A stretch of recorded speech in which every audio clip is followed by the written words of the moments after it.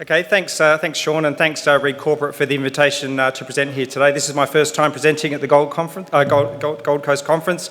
I've always heard great things about it, so it's great to be here. So I'm looking forward to the next few days. So on to Falcon Metals. We're a Bendigo-based exploration company with the Blue Moon project. It's a fairly new project. We only started drilling it in June, but we've been very successful, fortunately, right off the get-go. So I'll focus mainly on the Blue Moon, or only on the Blue Moon project today. We do have a few other assets inside Falcon, but I won't go through those today. But please drop by the booth if you want to talk about those. I've also got a great fly-through of Blue Moon, which I strongly encourage you to come and look at if you do have interest in the project. We've also got I've got a piece of gold core full of visible gold to show you, and we've got chocolate. So what more could you ask for? So no, please do drop by. There's the standard industry disclaimer.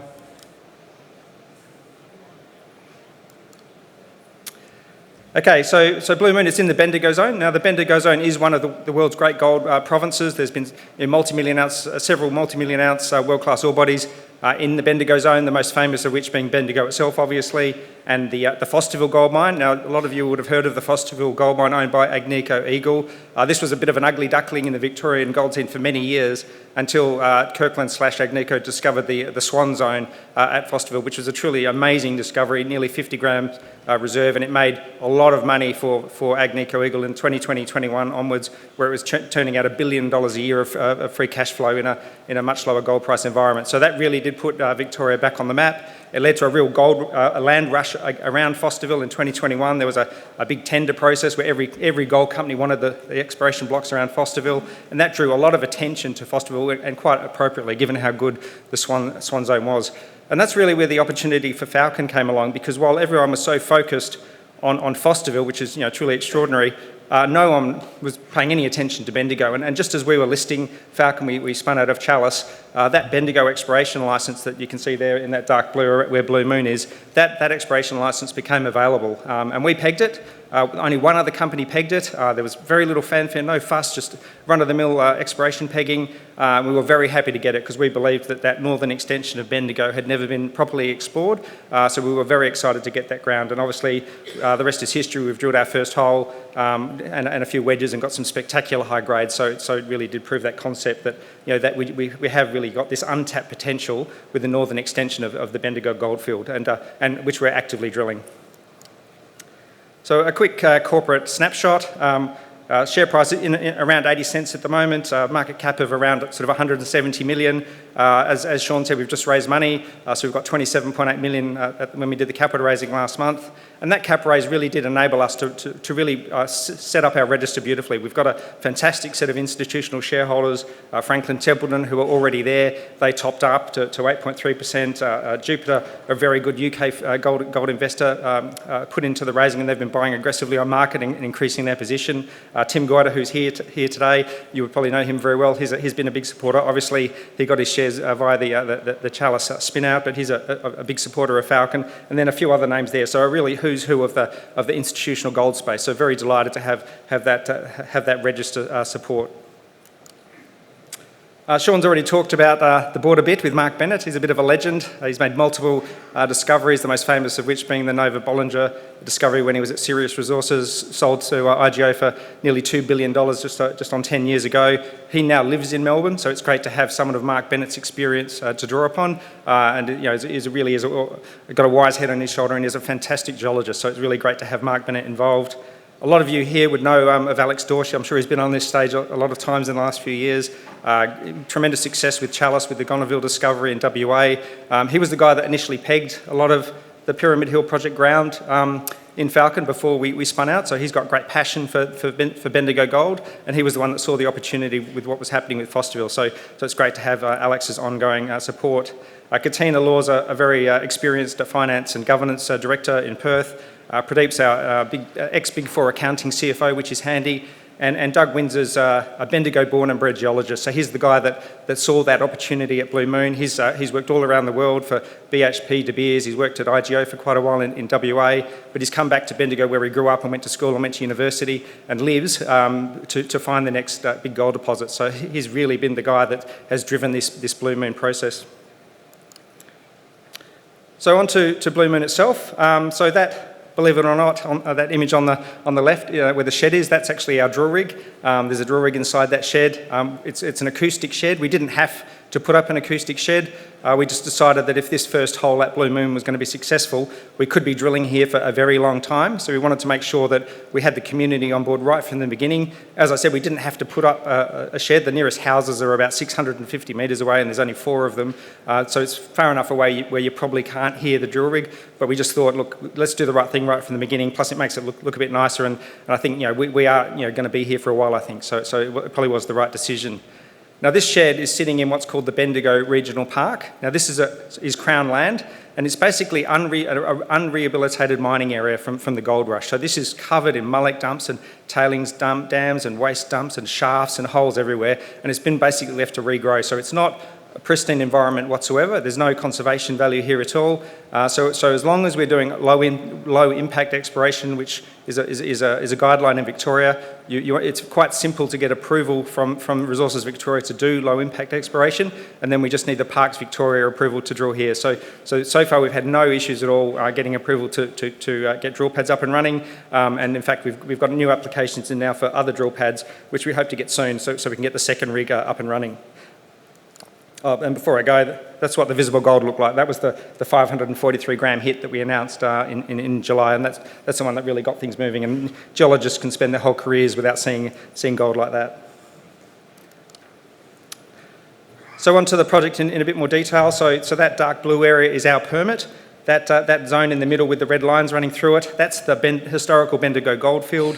That's where 22 million ounces was mined from. And just to put Bendigo into context, from 1851 until the First World War, Bendigo produced more than 200,000 ounces a year for 60 years. So it's a truly extraordinary gold deposit.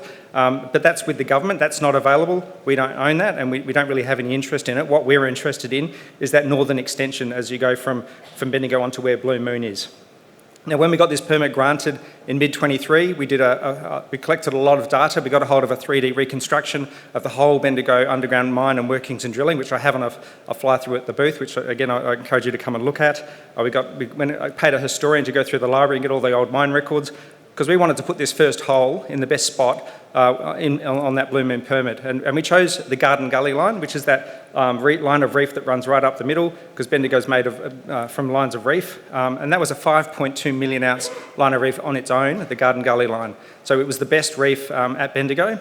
And importantly, not only was it the best reef, but it also goes right up to our tenement boundary, which you'll see on the next long section. So we had the best information about where to put our first hole, just to the east of that anticline that makes up the Garden Gully line of reef, and that's what we did. And importantly, and this is something everyone struggles to believe, I still can't believe it myself, but this is the first drilling that's ever been done on the northern extension of Bendigo. So no one has ever drilled this before. Western Mining, Bendigo Mining, etc. No one has done this before. We're the first company to drill here. So we call this a conceptual hole because no one had ever done this before. Unfortunately, luckily it paid off. So just looking at the long section here, that's going from south to north, from left to right. So on the left, we have the Bendigo mining area, where that green area, box area is, that's our licence. You can see there that yellow zone is the prospective horizon where all the old Bendigo shafts were. I've only put the best 10 shafts in black there, so you can see where they were. And as you go from left to right, as you get to our tenement boundary, there's deep shafts and suddenly they stop. There's only some shallow shafts that never got into that prospective horizon that plunges deeper. So none of the old shafts ever went into that prospective horizon, and it's never been drilled before. So we simply came along, put that red hole in, that was our first parent hole, and hit the structure straight away, which you can see on this zoom in here. So you can see there all those workings, and as you go further to the north, they get deeper. There you have our tenement boundary. You can just see some very shallow shafts, and then you can see our drill hole, and we've hit those high-grade zones exactly where we plan to. There is a shallow one at 40 metres. That was a nice surprise for us, a bit of a bonus. We will look at that, but we really are focused on that zone from between sort of 500 and 800 metres, where we're getting hits of 543 grams, 185 grams, 48.7 grams, etc. So lots of high-grade visible gold, exactly where we wanted to hit it, and basically it's a proof of concept, and now we need to get the drill rig working and looking at it along section, and also, more importantly, along strike.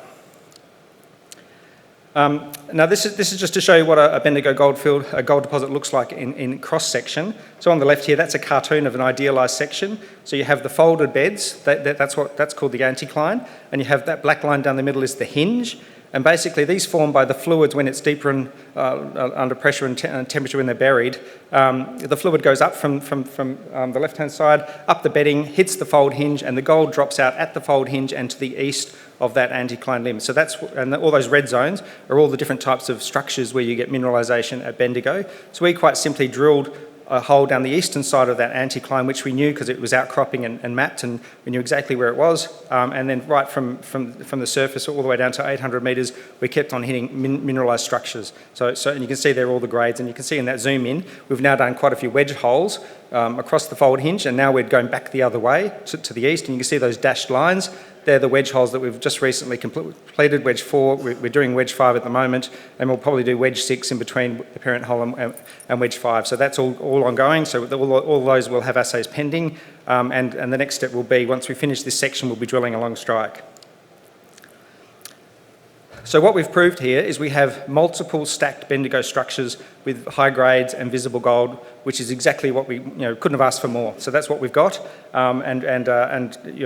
we've got lots of drilling going on at the moment. We're drilling to the east, as I said, but the important thing to get out of today is we've got a second rig secured from the drilling company with an acoustic shed, and all we're doing is waiting for that final approval from Parks Victoria, which we expect very soon. So we're hoping to mobilise that second rig during October. So we'll have 2 rigs going, and what the plan will be is to step out 200 metre spacings along strike, along that Garden Gully trend, and seeing can we get some more of these visible gold hits and high grades along strike. Bearing in mind, behind us, for 10 kilometres to the south, there's a 22 million ounce ore body, and we've got the next 6 kilometres of strike on our tenement.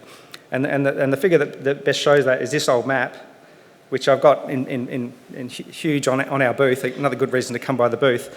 So we didn't discover this map until after we'd started drilling. This is a 1903 map that was done by a guy called Whitelaw, who's a bit of a legend in the Bendigo mining scene. So that image on the left, where the inset A is, that dashed line is the southern tenement boundary, and the dashed line further up is the approximate location of the northern part of our tenement boundary. So that's a 6 kilometre strike length of structures, and that little blue dot is the parent hole, and the blow up on the right there, you can see the blue dot where the Blue Moon drilling is. All those red lines are mapped outcropping anticlines that to the south host gold in Bendigo that delivered 22 million ounces. So we have all these lines of reef already laid out for us, and it really is just about, we don't have to do any geophysics or anything. We know where these anticlines are, and it really is just a matter of drilling these holes and seeing what's there.